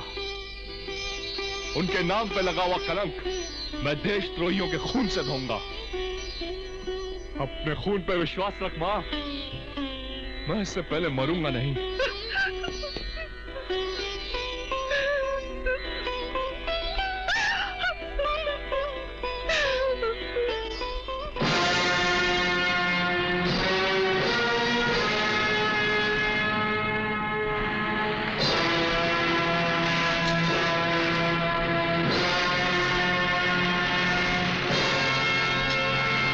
अगर मैं जेल चला गया तो मेरे बाप के कातिलों को क्या होगा? अगर मैं जेल चला गया तो मेरे बाप के कातिलों को क्या होगा? क्या होगा? क्या होगा? क्या होगा?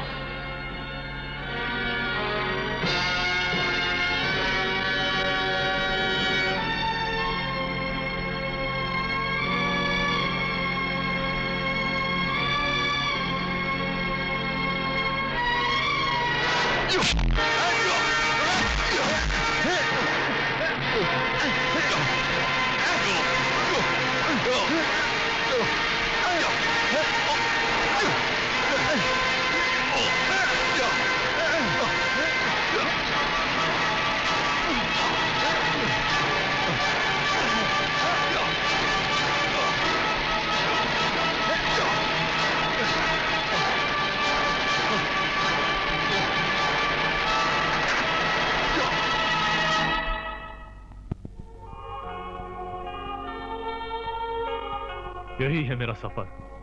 वक्त और हालात ने मुझे ऐसे चक्रव्यूह में फंसा दिया कि मुझे यह समझ नहीं आ रहा कि मैं झूठे खून के इल्जाम से भाग रहा हूं या अपने पिता के कातिलों को ढूंढ रहा हूं। तुम्हें दोनों ही मंजिलें हासिल होंगी जय। जीत सदा सच्चाई की होती है।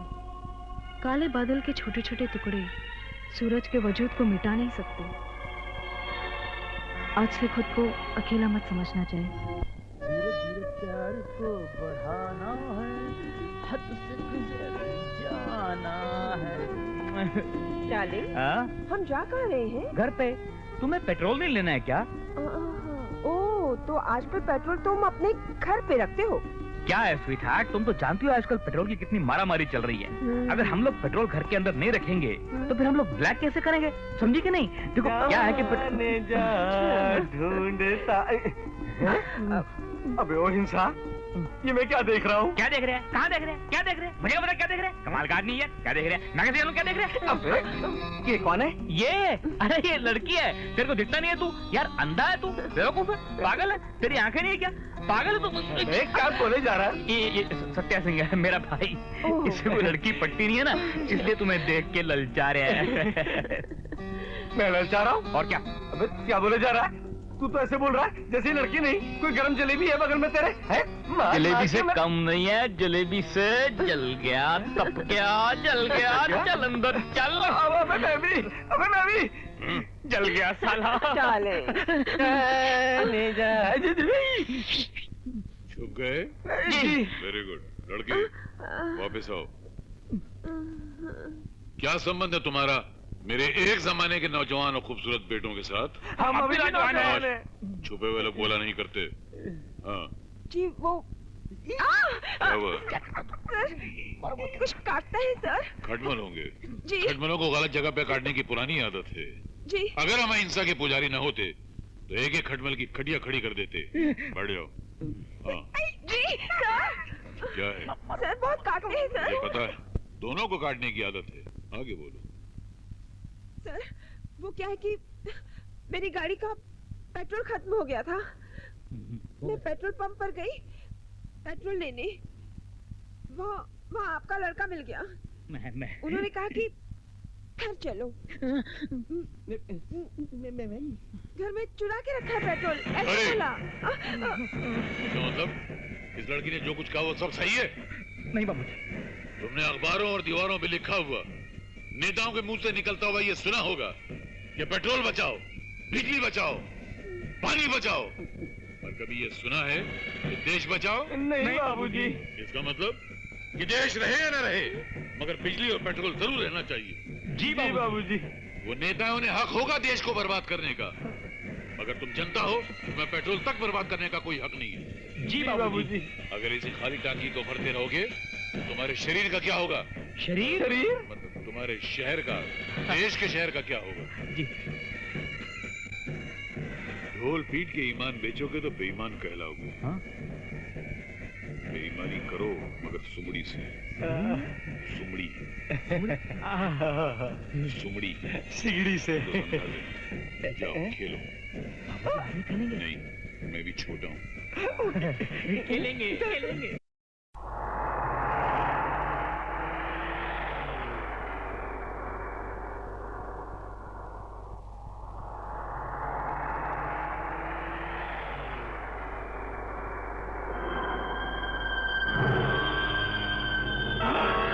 ये कौन गिरा हुआ?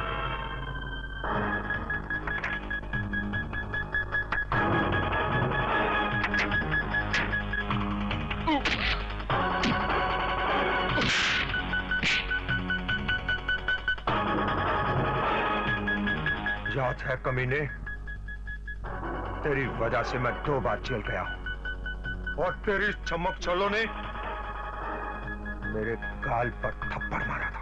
इसके बाद भी तो अपने इस कमीनेपन से बाज दिया ना साले। आऊंगा, जरूर बाज आऊंगा, लेकिन तुम्हारी हड्डियां तोड़ने के बाद। कुत्ते!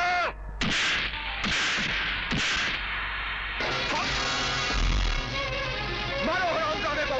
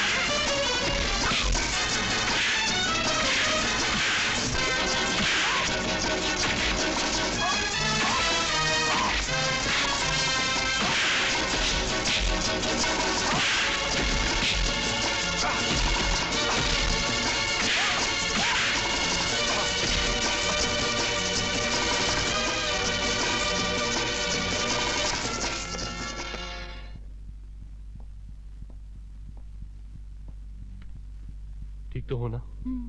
Take it easy, come on, बैठो। हमारे यहाँ मार खाकर आने वालों की इज्जत नहीं होती, मार कर आने वालों की इज्जत होती है। आपने मेरी पूरी बात तो सुनी नहीं जेके साहब। तुम्हारी ड्यूटी है कॉलेज के लड़के लड़कियों तक हमारा माल पहुंचाना, उनको नशे का आदी बनाना, और तुमने क्या किया? एक लड़की के चक्कर में हम सबका कबाड़ा कर दिया। और एक बात गौर से सुन लो, ये रुपये, ये गाड़ियां तुम्हें अय्याशी करने के लिए नहीं दिए जाते, काम करने के लिए दिए जाते हैं। काम। मेरा उस छोकरी के साथ कोई ताल्लुक नहीं, मैं तो उस लड़की के आशिक को अपने रास्ते से हटाना चाहता था। कौन है वो? वही है वो सर, जिसने उस दिन कॉलेज में हंगामा किया था।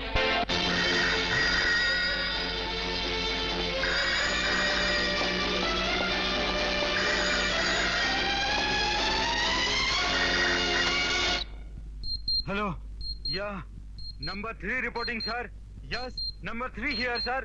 मैं हैरान हूं कि अब तक तुम छोटे मोटे कीड़े मकोड़ों को मसलने की बात कर रहे हो कि अब हाई कमांड पूरे हिंदुस्तान पर हुकूमत करने का प्लान बना चुके हैं।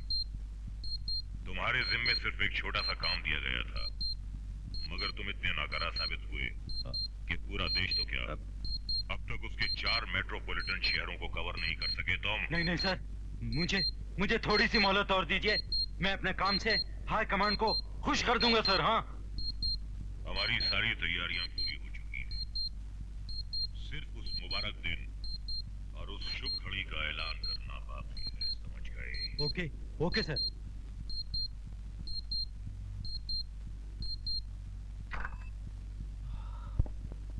के साथ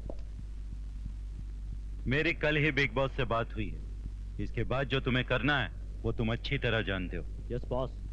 चलो चलो। रुक जाओ, मुझे तुम तीनों से सिर्फ एक ही सवाल पूछना है। मेरे आदमी कहां है? मैं जानता था कि तुम जवाब नहीं दोगे, ठीक है? इन तीनों का ट्रांसफर कर दो।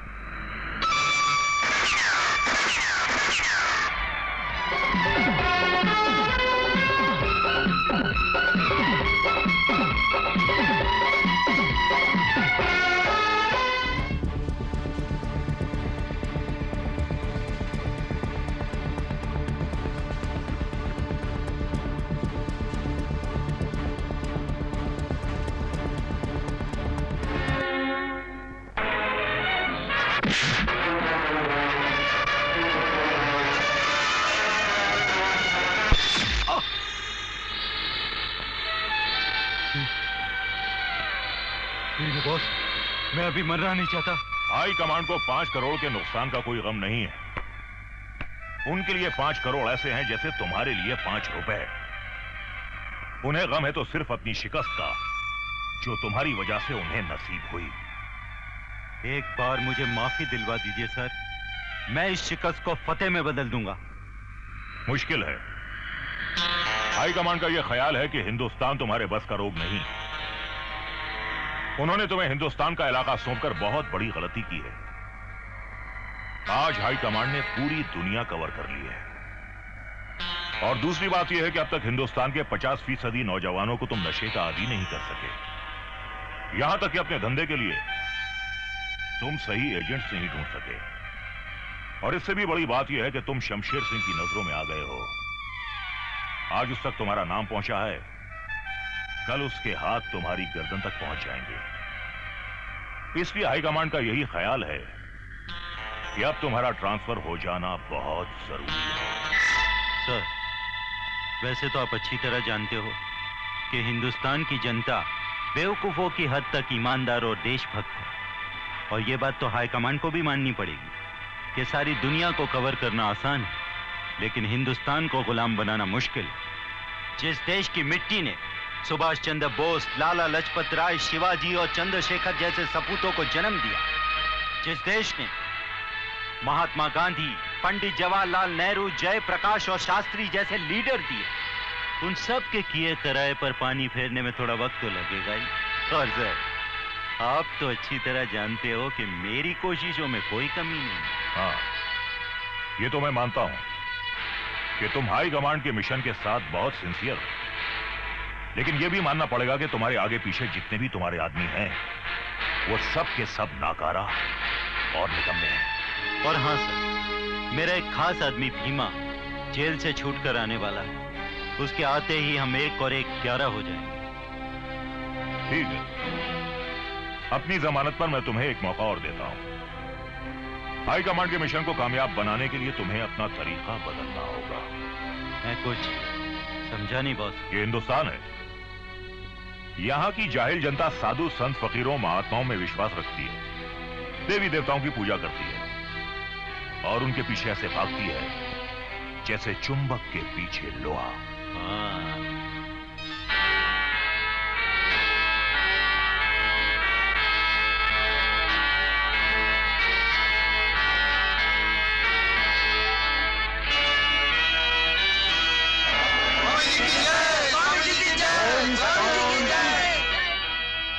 शांत भक्तों, शांत।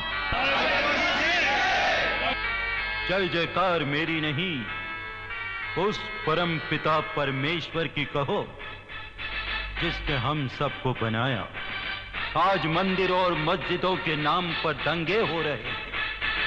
मैं पूछता हूं, क्या परमात्मा मंदिरों और मस्जिदों में सिमट के रह गया है? नहीं, वो तो कण कण में व्याप्त है, हमारे तुम्हारे हृदय में है। यदि आप परमात्मा से प्रेम करते हैं तो अपने बनाए मंदिरों और मस्जिदों के लिए उसके बनाए मनुष्यों का खून ना बहाए। उस महान चित्रकार की तस्वीरों को इस तरह ना मिटाए।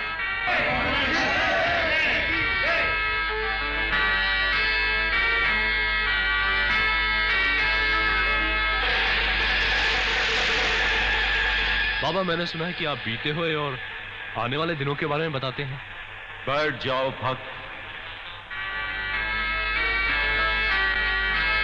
हम जानते हैं तुम बहुत परेशान हो। आप उन लोगों के बारे में मुझे बता सकते हैं जिनकी वजह से मेरे पिताजी की मौत हुई है? भक्त, ये मेरे प्रवचन का समय है। इस वक्त बाधा मत डालो।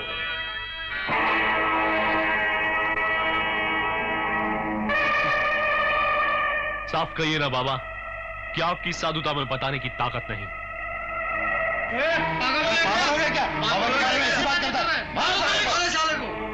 नहीं नहीं, शांत हो जाओ भक्तों, शांत हो जाओ। इस बेचारे पर शनि महाराज की दृष्टि है, शनि का प्रकोप है, इसीलिए इससे बार बार गलतियां हो जाती हैं। गलतियां तो तुझसे हुई हैं। झूठी साधुता की आड़ लेकर पाखंड की माला जपता है, लोगों की आंखों में धूल झोंकता है तू। साले मैं तुझे जिंदा नहीं छोड़ूंगा, जिंदा नहीं छोड़ूंगा।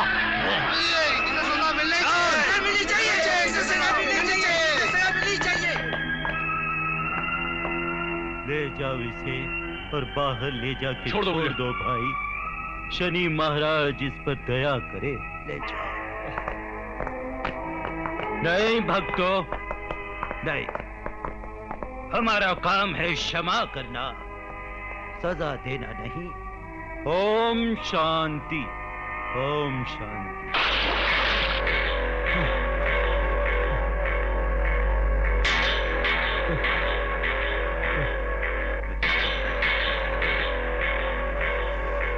बड़ा गर्म खून है तेरा, बहुत गुरूर है तुझे अपनी जवानी पर। अरे हाँ, क्या कहा था तूने मुझे? ढोंगी। हाँ, ढोंगी कहा था। फिर से मुझे ढोंगी बोल, फरेबी बोल, मक्कार बोल। अरे बोलना, बोलता क्यों नहीं? तू जानना चाहता है तेरे बाप का खूनी कौन है? क्यों? तेरी प्रेमिका का खून किसने किया? अगर तू जानना चाहता है तो सिर्फ मैं बता सकता हूं, लेकिन नहीं, बिना तेरे तलवे जख्मी किए हुए तुझे मंजिल का मजा यूं ही नहीं लेने दूंगा। मैं अपने खून से तुम्हारे पांव धोऊंगा। बस एक बार मेरे बाप के कातिल का नाम बता देना। तो ठीक है, इसके लिए तुझे जेके की गुलामी करनी होगी। जेके? जेके, जेके। अब तुम्हारे 3 आदमी शमशेर सिंह के चहीते बनकर शमशेर सिंह के घर जाएंगे। वो शमशेर सिंह जो इस युग का पुलिस डिपार्टमेंट का युधिष्ठिर बना हुआ है। मैं धर्मपुत्र युधिष्ठिर तो नहीं हूं, मगर अपने देश के लिए अपनी खाल के जूते भी बना सकता हूं और दुश्मनों की खाल उतार भी सकता हूं। तुम लोग यहां आने से पहले ये क्यों भूल गए कि शमशेर सिंह की तीसरी आंख भी है, जिसकी रोशनी में दोस्तों और दुश्मनों को अच्छी तरह पहचानता है। रामजादो, मेरी वर्दी पर लगे तगमों को देखो, जिन्हें हासिल करने के लिए मैंने अपने जिस्म पर हजारों जख्म खाए हैं, सैकड़ों खून के दरिया पार किए हैं, और तुम मुझे धोखा देने आए हो? शमशेर सिंह को धोखा?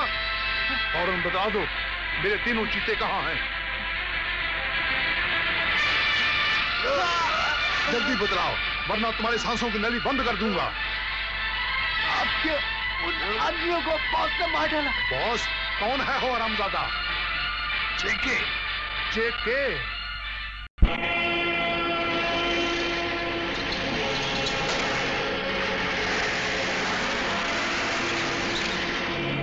याद है उस दिन तुमने मुझे ट्रक में माल के साथ पकड़वा दिया था, और आज ये खुद काम कर रहे हो? तुम्हारी ये मजबूरी है या नामर्दी? तुम्हारे ये काम करने की क्या वजह है? मेरा तो पेशा यही है भाई। पेशा मेरा भी तो हो सकता है। पेशा और तुम्हारा? मैंने तो जेल में ये सुना था कि तुम एक बहुत बड़े देशभक्त के बेटे हो। हाँ प्रभु, इस वक्त क्राइम की दुनिया ने मुझे गोद में रखा। क्यों?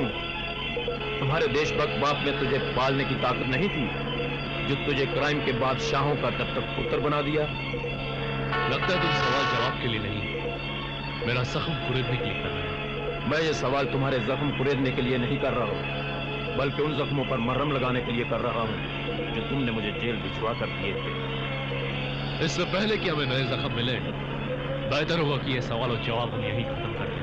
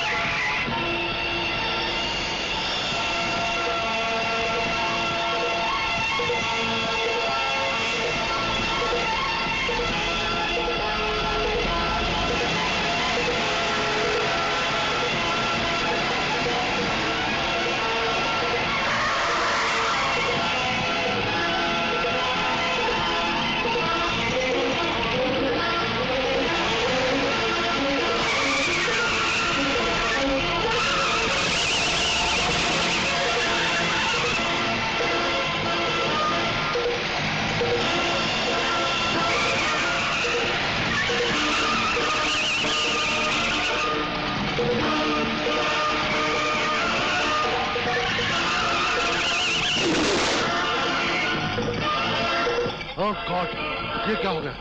अब तो बाहर निकलेगा। गाड़ी स्टार्ट करो। बच गए साले।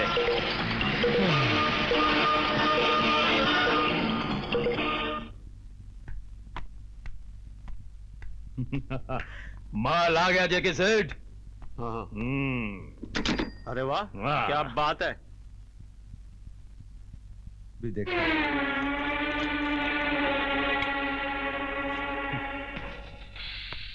पुलिस की हिरासत से भागना, 2 कत्ल और स्मगलिंग, ये 3 इल्जाम तुम्हारे सर हैं, और सबूत हैं ये सिर्फ 2 तस्वीरें। डोंट वरी, जब तक तुम हमारे लिए काम करते रहोगे तब तक ये तस्वीरें पुलिस तक नहीं पहुंचेगी। हमें इन सबूतों से डराइए मत जेके साहब, हमारे गुनाह किसी सबूत के मोहताज नहीं। मैंने जो कुछ भी किया उसे पुलिस भी जानती है और कानून भी। लेकिन तुम शायद ये नहीं जानते कि तुम्हारे गुनाहों की सजा है सिर्फ मौत। मौत से बुज़दिल लोग डरा करते हैं जेके साहब, हम तो हर कदम मौत की कमर में हाथ डाल के चलते हैं। लेकिन मैं आपकी इस क्राइम की दुनिया में मौत से डर के नहीं, बल्कि ईमानदारी और देशभक्ति से तंग होकर आया, जिसने मुझे हर कदम ठोकरों, लालतों और जिल्लतों के सिवा कुछ भी नहीं दिया। वाह वाह वाह, क्या बात कही है तुमने। अरे भाई, इसी पर एक एक हो जाए। कहाँ हो भीम? हाँ हाँ, क्यों नहीं, सब रेडी है। लीजिए। और रतन? लो बॉस। ये लो, ये तुम्हारे लिए। This is for you. देखो, तुम्हें साहिल की जरूरत है और हमें कश्ती की। Cheers to that. चीयर्स। दूर हो जा मेरी नजरों से, मैं तेरी शक्ल भी देखना नहीं चाहती, मैं ऐसा सोच भी नहीं सकती। मैं इस वक्त अपनी सफाई में इसके अलावा और कुछ नहीं कर सकता माँ, कि तेरा खून सत्यनारायण का बेटा अपने देश के साथ कभी गद्दारी नहीं कर सकता।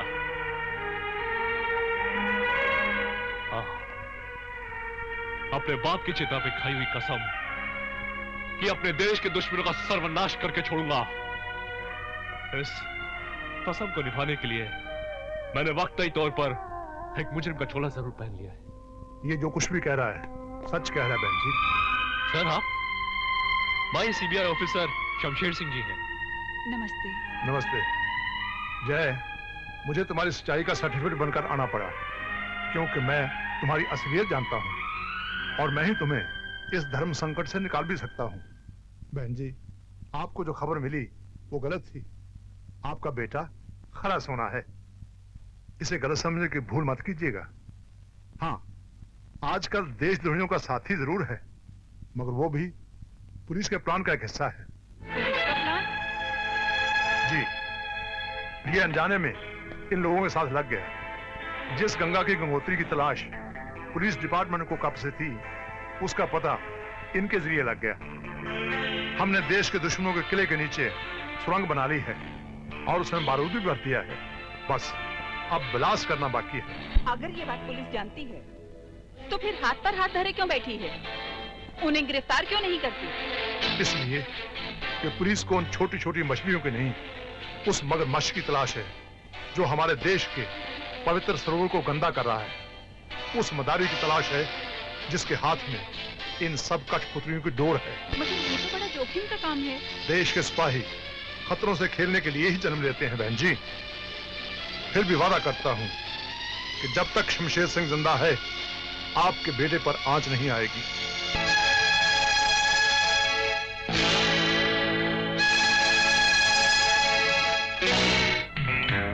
मान गए जेके साहब, आपके दिमाग की भी दाद देनी पड़ेगी। आपकी चाल ने उसे ऐसी जगह लाकर खड़ा कर दिया है जहां आगे कुआं है और पीछे खाई। अगर वो हमारे साथ काम करता है तो वो हर रोज पाप की दलदल में और गहरा धंसता चला जाएगा, और अगर वो हमारे साथ काम करने से इनकार करता है तो हम पुलिस में पकड़वाकर उसे सारी उम्र जेल की चक्की पिसवा सकते हैं। हाँ, इसे कहते हैं ऊंट का पहाड़ के नीचे आना। बहुत होशियारी मारता था। मैं तो कहता हूँ गधा है साला, अव्वल नंबर का गधा है वो। उल्लू, तुम जिसे बेवकूफ समझ रहे हो वो तुम सबको बेवकूफ बना रहा है, डबल क्रॉस कर रहा है। उसने माल से भरा ट्रक जो तुम तक पहुंचाया है वो भी शमशेर सिंह के प्लान का एक हिस्सा है। तुम समझते हो कि तुमने उसकी मौत का सामान तैयार कर लिया है? नहीं, बल्कि उसने तुम्हारी चिताओं के लिए लकड़ियां जमा कर ली हैं। ये सच है कि वो तुम्हारे इशारों पर नहीं, बल्कि सीबीआई ऑफिसर शमशेर सिंह के इशारों पर चल रहा है। वो अभी आता ही होगा। उसके आते ही उसका स्वागत गोलियों से होना चाहिए, क्योंकि हमारी हाई कमांड का जो प्लान है उसके पूरे होने का वक्त आ रहा है, और ये हरामजादा हमारे प्लान के रास्ते में रुकावट बन सकता है।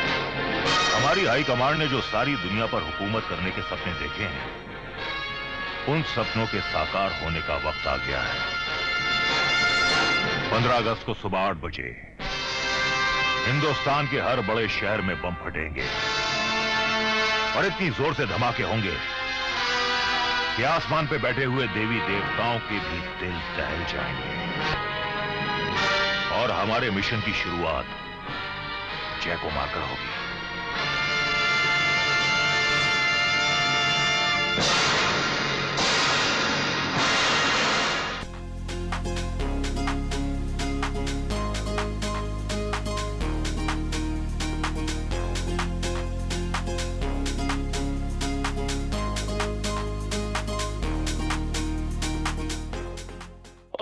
ले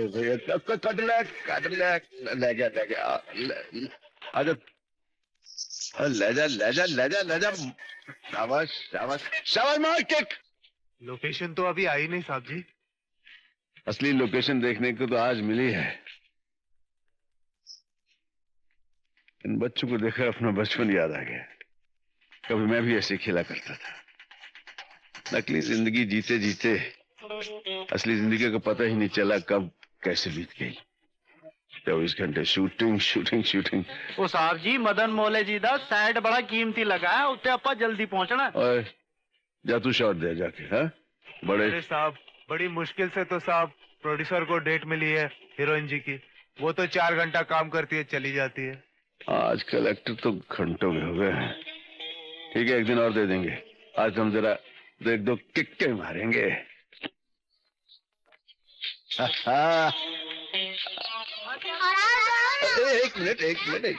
एक मिनट यार, ऑटोग्राफ बाद में दूंगा, पहले मैं तुम लोगों के साथ फुटबॉल खेलूं। हाँ क्यों नहीं खेलूं? किसकी टीम में खेलूं? हमारी नहीं अंकल, हमारी। हाँ ठीक है, तुम्हारी टीम। चलो चलो शाबाश, चलो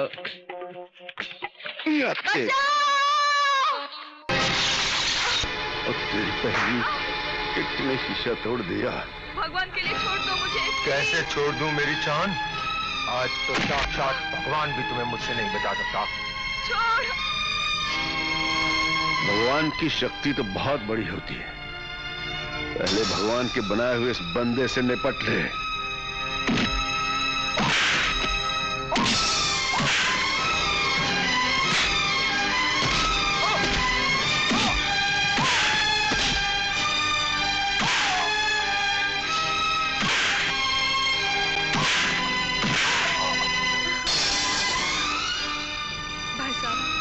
आपका ये एहसान मैं जिंदगी भर नहीं भूलूंगी। एहसान की क्या बात है बहन, मैंने अपना फर्ज निभाया है। इन कुत्तों से बच के रहना चाहिए। आओ मैं तुम्हें घर छोड़ देता हूं।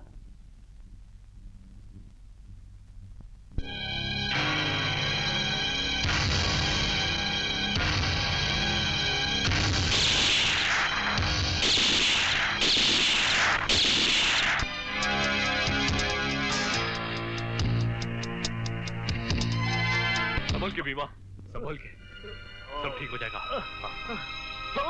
बीमा, बीमा, लेकिन मेरे नाम की गोलियां तुमने अपने सीने पे क्यों ली? तुम तो उनके साथी थे ना? मैं किसी का साथी नहीं हूं जय। मैंने आज तक जो काम भी किया सिर्फ पैसे के लिए किया। मेरा ईमान धर्म सिर्फ पैसा था, पैसा।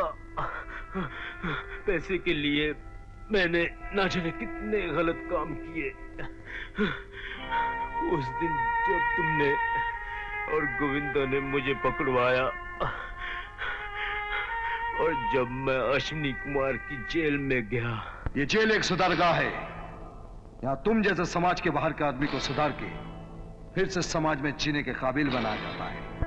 जेल से छूटने के बाद मैं तमाम काले धंधे छोड़ना चाहता था, लेकिन जेके की दोस्ती के आगे मजबूर होकर। तो क्या जेके तुम्हारा दोस्त है? मेरे जेल जाने के बाद जेके ने देश के गद्दारों के साथ हाथ मिला लिया। अब वो लोग इस देश को बर्बाद करना चाहते हैं। क्या? जय कल 15 अगस्त है और कल सुबह होते ही वो लोग इस देश के बड़े बड़े शहरों को उड़ा देने का प्लान बना चुके हैं। लेकिन तुम इस देश को बचा सकते हो अगर आज की रात तुमने अपनी जिंदगी से इसको रोशन न किया तो कल का दिन भारत मां की गोद में लाशें भर देगा। इस देश का तिरंगा जख्मी हो जाएगा। हे राम। विवा!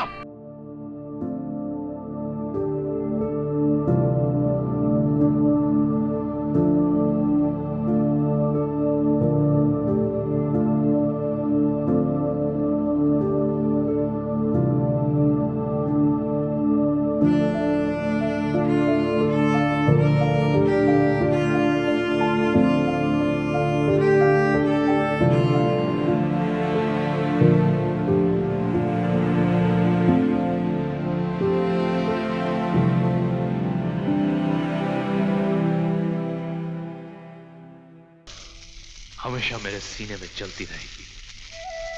तुम अकेले नहीं हो। सर आप? मैं सीबीआई ऑफिसर फ्रॉम सेंटर हूं, शमशेर सिंह का साथी हूं। आप जानते हैं कि देश के दुश्मनों ने? हाँ मैं सब सुन चुका हूं, मगर याद रखो हमारा देश कोई मिट्टी का खिलौना नहीं जो मामूली सी ठोकर से टूट जाए। न ही ये रेत पे लिखी कोई इबारत है जिसे समुद्र की कोई भी लहर आकर मिटा दे। ये सूरज की तरह वो आग का गोला है जो अपनी ओर नापाक इरादों से आने वालों को जलाकर राख कर देता है। चलो मेरे साथ, बहुत से काम करने हैं और वक्त बहुत थोड़ा है। चलो।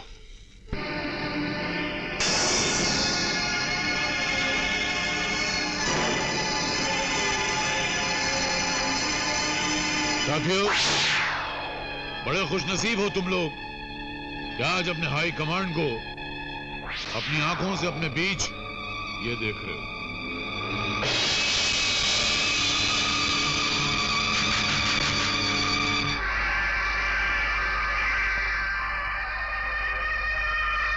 कल का निकलने वाला सूरज हमारी ताजपोशी का ऐलान करता हुआ निकलेगा। कल के तांडव के बाद बचने वाला हर भारतवासी हमारी सूरत में अपना नया दाता देखेगा, नया अन्नदाता देखेगा।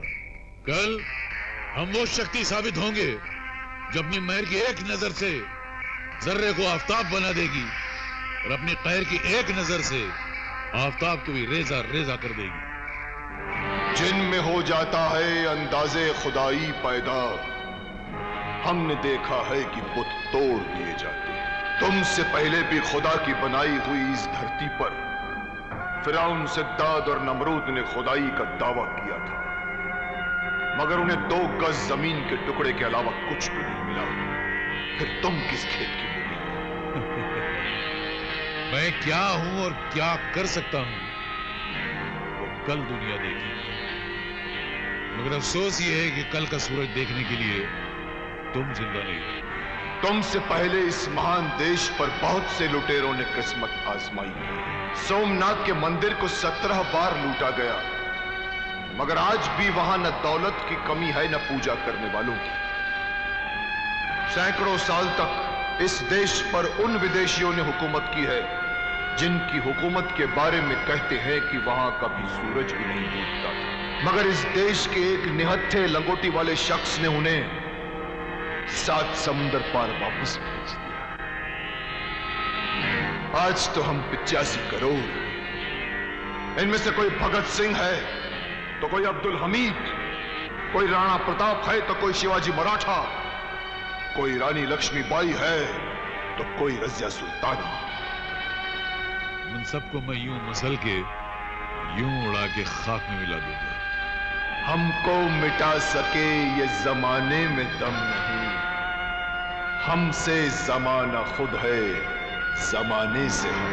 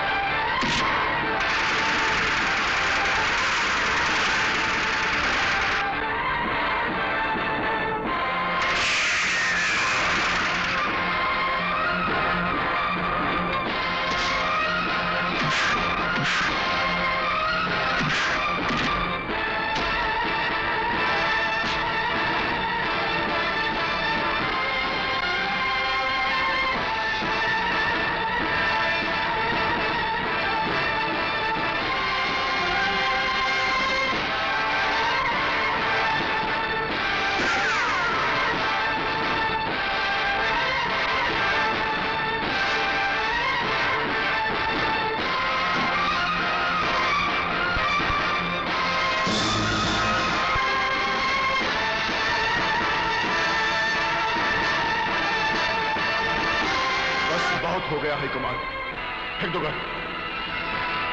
बहुत दिनों से पुलिस को तुम्हारी तलाश थी। चलो सरकारी घर।